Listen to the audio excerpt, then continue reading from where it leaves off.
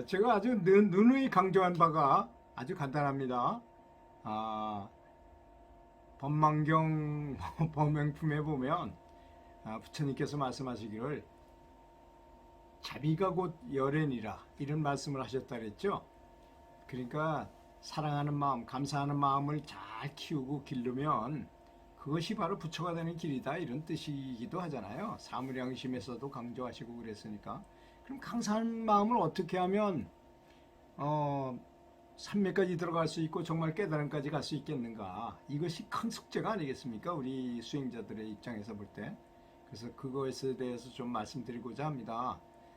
첫 번째 방법입니다. 지금부터 행복을 위한 발걸음으로 이제부터 24시간 동안 만나는 모든 것에 대해서 의식적으로 감사한 마음을 최대한으로 일으켜서 보내보는 겁니다.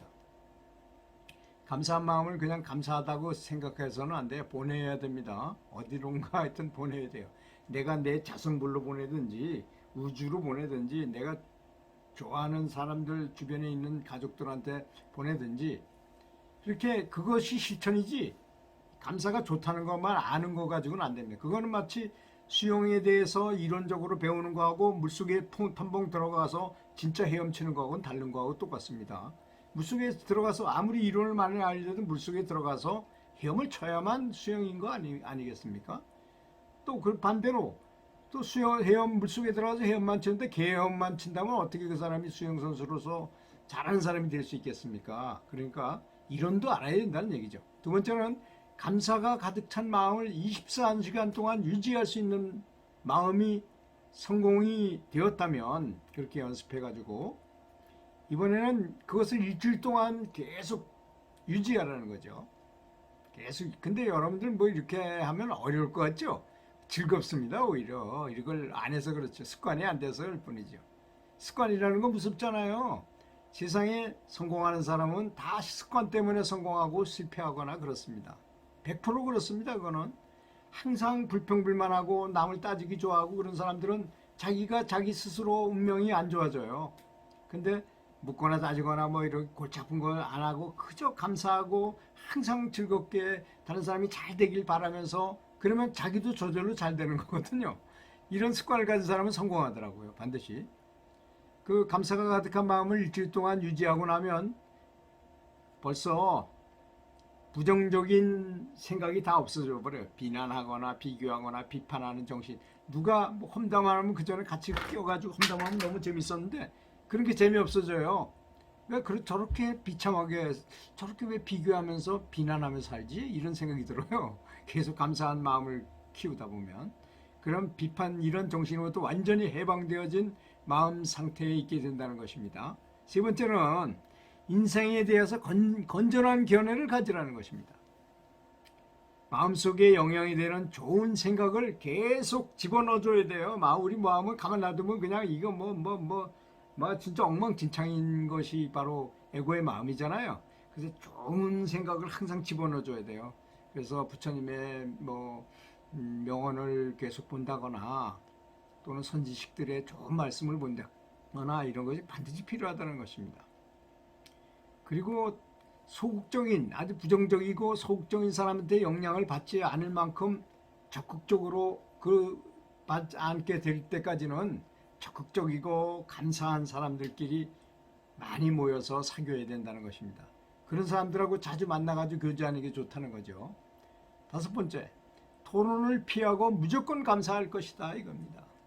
토론해야 될 일이 생기면 감사함으로 확 돌려버려요. 부득이 토론에 휘말려야 되거든 비관적인 의견보다는 적극적이고 감사하게 생각하며 긍정적인 의견을 말하는 것입니다. 그러면 지혜도 더 늘어나고 아는 것도 더 많아지고 또 일도 잘 풀리게 돼 있어요. 좋은 쪽으로 생각하라. 긍정적인 의견을 말하는 겁니다. 여섯 번째, 감사 기도를 많이 하라는 것입니다. 집에 있을 때나 학교나 직장에 나가서 또는 길을 걸어갈 때 틈만 있으면 감사함의 기도를 하라는 것입니다. 저는 주로 제 자성불에 대해서 감사한 기도를 많이 해요. 스승님하고 또는 우리 도반들 전체하고 또 진리하고 불법성이라 그랬으니까 이렇게 신이여 스승님 감사합니다 하는 말을 자주 하도록 합니다. 그리고 만나게 되는 모든 사람들에게서도 감사하다는 말을 자주 많이 하고 사용한다는 것입니다. 그렇게 사용해야만 정말 감사한 게 몸에 배고 감사한 삶을 살 수 있게 되는 거죠. 7번째, 더 행복하고 성공하는 인생이 되는 비결은 부정적이고 불행한 생각을 말끔히 빼내버리고 그 빼내고 뭐 하고 거기다 그냥 확 집어넣는 거예요. 감사함으로. 적적인 감사하는 생각을 거기다 가득 채워버리는 겁니다. 근데 우리 아시죠?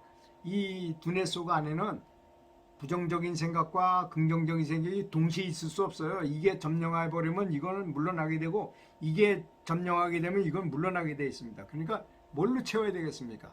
감사한 적극적인 생각으로 머릿속을 채워넣는 것입니다. 이렇게 하는 것이 아주 지극히 간단한 것 같지만 실제적으로는 천국과 지옥도 우리 마음속에 있는 생각으로 만들어진다는 것입니다.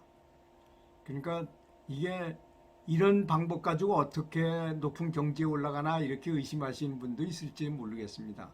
이런 정신을 갖지 않고 명상을 천년을 해도 절대로 진보할 수가 없어요. 왜?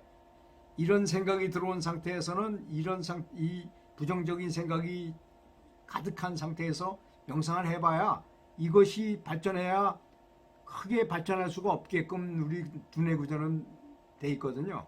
근데 이런 생각이 있는데 이게 싹 들어와서 이걸 밀어내버려. 이렇게 같이 못 있으니까 이걸 밀어내버려요. 그러면 이럴 때 명상을 하게 되면 굉장히 발전하고 크게 변한다는 것이죠. 그렇기 때문에 감사한 생각 가지고도 해탈할 수 있는, 삼매에 들 수 있는 방법이라고 제가 감히 말씀드리는 겁니다. 이게 뭐 경전의 말씀도 가만히 읽어보세요. 제가 말을 이렇게 다른 말로 바꿔서 했을 뿐이지 다 긍정적인 생각을 하라. 긍정적인 말을 하고 다른 사람을 잘 대하고 양심적으로 살아라. 이런 말씀 아니겠습니까? 팔정도도 그렇고 사성제도 그렇고 뭐 이런 거 다 그런 거를 의미하는 말씀이 아니겠습니까?